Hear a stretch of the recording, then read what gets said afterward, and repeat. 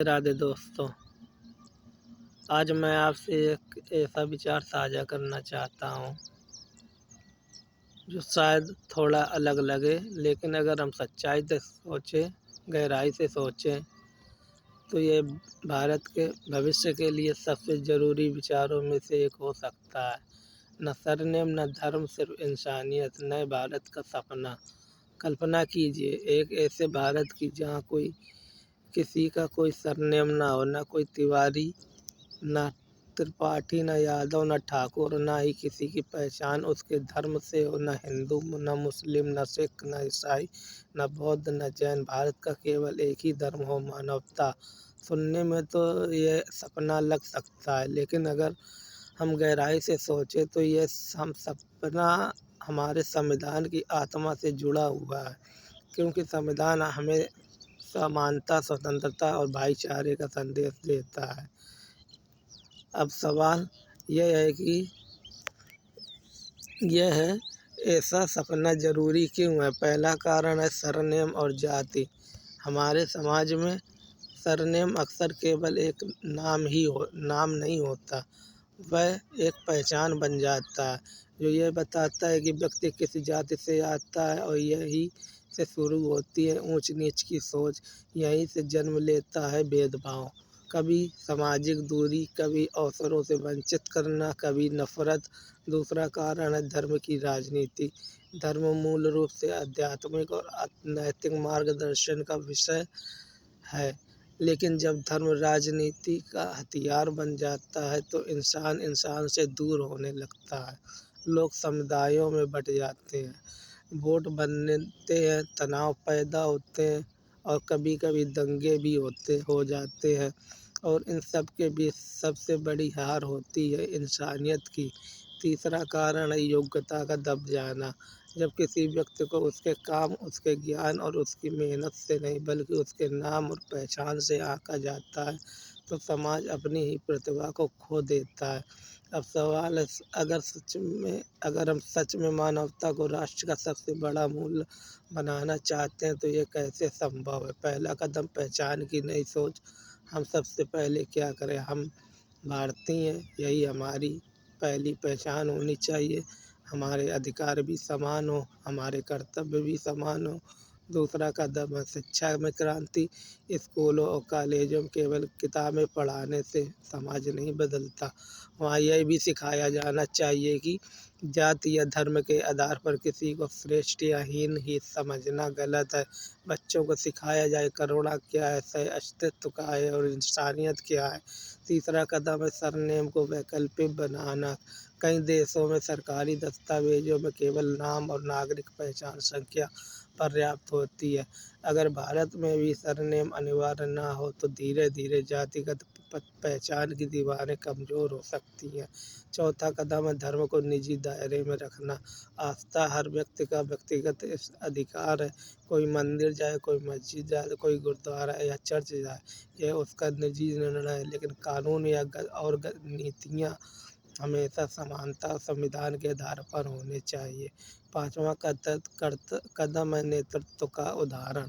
जब नेता जाति और धर्म की राजनीति छोड़कर विकास, शिक्षा, स्वास्थ्य और रोजगार की बात करेंगे तभी समाज की दिशा बदलेगी। और अंत में एक महत्वपूर्ण बात, यह परिवर्तन एक दिन में नहीं होगा, लेकिन यह असंभव भी नहीं है। इतिहास में हर बड़ा बदलाव पहले एक विचार के रूप में शुरू हुआ है। आज अगर हम इंसान को पहले इंसान समझने लगे तो धीरे धीरे जाति और धर्म की दीवारें कमज़ोर होने लगेंगी। क्योंकि सच्चाई यह है, जब इंसान बड़ा हो जाता है तो जाति और धर्म अपने आप छोटे हो जाते हैं। और जिस दिन भारत का हर नागरिक यह समझ जाएगा, उस दिन भारत सिर्फ एक देश नहीं रहेगा बल्कि दुनिया के लिए मानवता का सबसे बड़ा उदाहरण बन जाएगा।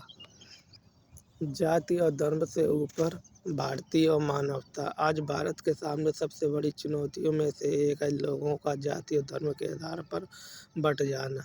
हम अक्सर देखते हैं कि राजनीति में, समाज और सोशल मीडिया पर लोग पहले यह पूछते हैं कि तुम किस जाति के हो, तुम किस धर्म के हो, लेकिन शायद हमें यह पूछना चाहिए क्या हम सबसे पहले भारतीय नहीं हैं। अगर सच में हम एक मजबूत और विकसित भारत बनाना चाहते हैं तो हमें अपनी पहचान को बदलने की ज़रूरत है। ऐसी पहचान जहाँ सबसे पहले लिखा हो राष्ट्रीयता भारतीय, बाकी चीज़ें व्यक्ति की निजी आस्था और परंपरा का हिस्सा हो।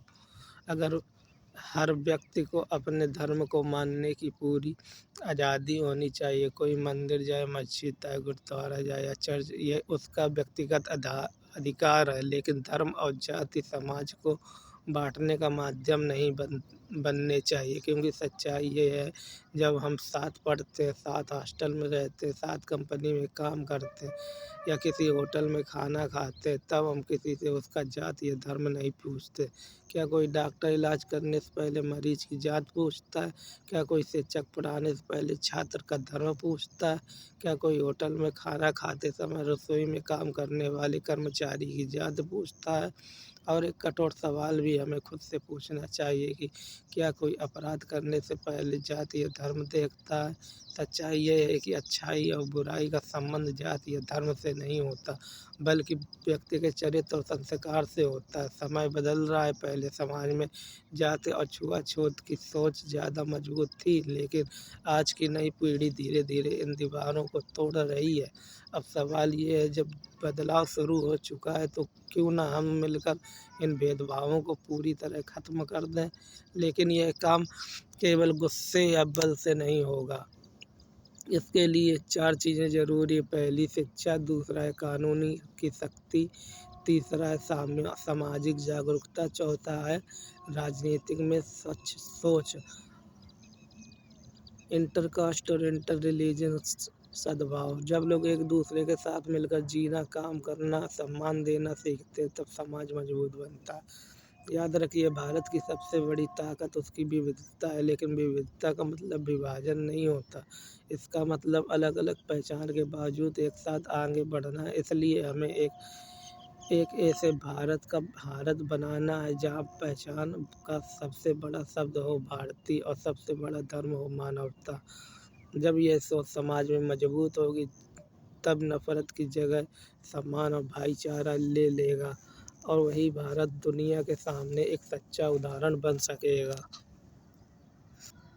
आगे बात करते हैं, कट्टरपंथवाद खत्म हो, धर्म का असली संदेश क्या है। दोस्तों, दुनिया में जितने भी धर्म हैं, उनका मूल उद्देश्य मनुष्य को बेहतर बनाना है। हर धर्म में सत्य, करुणा, प्रेम और मानवता का रास्ता दिखाता है। लेकिन एक दुखद सच्चाई यह भी है कि कभी कभी कुछ लोग धर्म के नाम पर कट्टरता और नफरत फैलाने लगते हैं। कुछ लोग अपने धर्म को श्रेष्ठ साबित करने में लगे रहते हैं, कुछ लोग दूसरे धर्म को गलत साबित करने में। लेकिन हमें यह समझना होगा कि कोई भी धर्म गलत नहीं है। हर धर्म में अच्छी बातें हैं, नैतिक शिक्षाएं हैं और इंसान को बेहतर बनाने का संदेश है। समस्या धर्म में नहीं होती, समस्या तब पैदा होती है जब धर्म का इस्तेमाल राजनीति और स्वार्थ के लिए किया जाता है। कई बार कुछ लोग धर्म के नाम पर राजनीति करते हैं, लोगों की भावनाओं को भड़काते हैं, समाज को बांटते हैं और इसी के माध्यम से अपना लाभ और सत्ता प्राप्त करते हैं। इसलिए समाज को इस बारे में जागरूक होना बहुत ज़रूरी है। एक और समस्या है धार्मिक आक्रामकता। कभी कभी लोग अपने धर्म के प्रति इतने आक्रामक हो जाते हैं कि हर कोई व्यक्ति उनके धर्म के बारे में कोई गलत या अपमानजनक बात कह दे तो वे हिंसा करने तक तैयार हो जाते हैं। लेकिन हमें यह याद रखना चाहिए कि कोई भी धर्म हिंसा नहीं सिखाता, इसलिए दूसरों के धर्म का सम्मान करना हर नागरिक की जिम्मेदारी है। किसी भी धर्म प्रतीक या आस्था का अपमान करना गलत है। ऐसी स्थिति में भावनाओं के आधार पर हिंसा नहीं, बल्कि कानून के आधार पर कार्रवाई होनी चाहिए। अगर कोई व्यक्ति जानबूझकर किसी धर्म की भावनाओं को ठेस पहुंचाता है तो उस पर कानूनी कार्रवाई, जुर्माना या सज़ा होनी चाहिए। लेकिन न्याय का अधिकार केवल कानून और न्यायालय के पास होना चाहिए। किसी भी स्थिति में भीड़, न्याय या हिंसा स्वीकार नहीं हो सकती। इसी तरह भारत में गौ हत्या का विषय भी धार्मिक और सांस्कृतिक रूप से संवेदनशील है। भारत में कई समुदाय गाय को पूजनीय मानते हैं। भारत का संविधान भी राज्यों को पशुधन संरक्षण के लिए प्रोत्साहित करता है, लेकिन यह भी सच है कि भारत में इस विषय पर कानून राज्य दर राज्य अलग अलग है। इसलिए कानून का पालन और उसका प्रवर्तन राज्य सरकारों के अधिकार क्षेत्र में आता है। लेकिन सबसे महत्वपूर्ण बात यह है कि किसी भी स्थिति में कानून को अपने हाथ में लेना लोकतंत्र और मानवाधिकार के खिलाफ है। भीड़, हिंसा या मॉब लिंचिंग किसी भी समाज के लिए खतरनाक है, क्योंकि न्याय केवल अदालतें तय करती हैं, भीड़ नहीं। कई बार ऐसे संवेदनशील मुद्दों का इस्तेमाल राजनीतिक ध्रुवीकरण के लिए भी किया जाता है, जिससे समाज में तनाव और अविश्वास बढ़ता है और असली मुद्दे जैसे शिक्षा, रोजगार और स्वास्थ्य पीछे छूट जाते हैं। इसलिए हमें संतुलित दृष्टिकोण अपनाने की ज़रूरत है। पहला, कानून का राज, दोष तय करने का अधिकार केवल न्यायालय का होना चाहिए। दूसरा, धार्मिक आस्था का पालन। तीसरा, हिंसा के प्रति शून्य सहनशीलता। चौथा, पशुपालन कल्याण और वैज्ञानिक प्रबंधन जैसे गौशालाएं, आवारा पशुओं की देखभाल। पाँचवा है संवाद और जागरूकता, अफवाहों के बजाय तथ्य आधारित चर्चा। और अंत में सबसे महत्वपूर्ण, मानवाधिकारों की सुरक्षा। किसी भी निर्दोष व्यक्ति पर अत्याचार स्वीकार्य नहीं होना चाहिए। याद रखिए, धर्म का उद्देश्य मनुष्य को जोड़ना है, तोड़ना नहीं। अगर धर्म के नाम पर नफरत, हिंसा या कट्टरता फैलती है तो हमें उस पर विचार करने की ज़रूरत है, क्योंकि सच्चाई यही है, धर्म का सबसे बड़ा रूप मानवता, करुणा और सत्य है। और जब समाज संविधान, कानून और आपसी सम्मान के रास्ते पर चलता है, तभी शांति और सद्भाव हो। कट्टरपंथ खत्म करने के व्यवहारिक रास्ते। दोस्तों, अब दुनिया के कई समाजों की तरह भारत भी एक चुनौती का सामना कर रहा है, कट्टरपंथवाद। कट्टरता तब पैदा होती है जब इंसान सोचने के बजाय अंधविश्वास को पकड़ लेता है, जब सवाल पूछने बंद हो जाते हैं, जब संवाद खत्म हो जाता है और जब अपनी पहचान को दूसरे से नफरत करने का आधार बना लिया जाता है।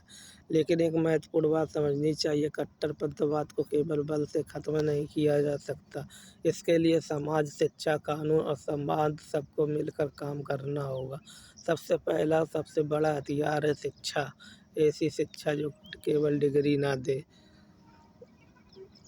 दूसरा महत्वपूर्ण कदम, धर्म और राजनीति की स्पष्ट सीमा। हर धर्म हर व्यक्ति की आस्था का विषय है। कोई मंदिर जाए, कोई मस्जिद जाए, कोई गुरुद्वारा या चर्च जाए, ये उसका व्यक्तिगत अधिकार है। लेकिन देश की नीतियाँ और शासन व्यवस्था संविधान और कानून के आधार पर चलनी चाहिए, किसी धार्मिक पक्षपात के आधार पर नहीं।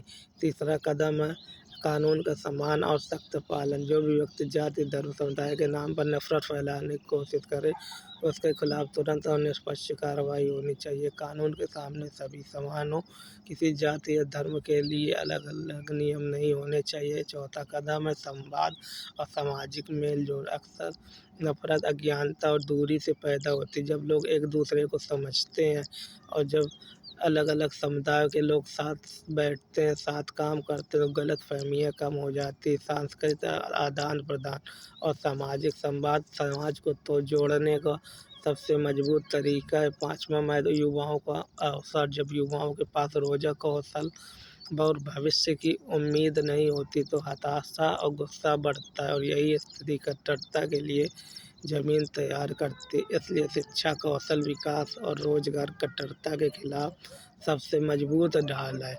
और अंत में एक महत्वपूर्ण भूमिका मीडिया और सोशल मीडिया की। आज सूचना की ताकत बहुत बड़ी है।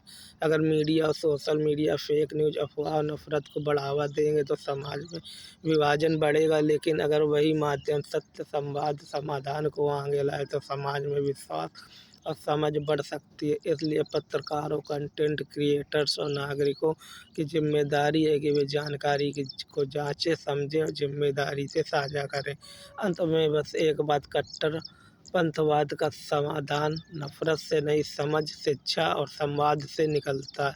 और जब समाज तर्क, संविधान और मानवता के रास्ते पर चलता है, तब कट्टरता धीरे धीरे अपनी जगह खो देती है। राधे राधे दोस्तों, धन्यवाद, नमस्कार, जय हिंद, जय भारत।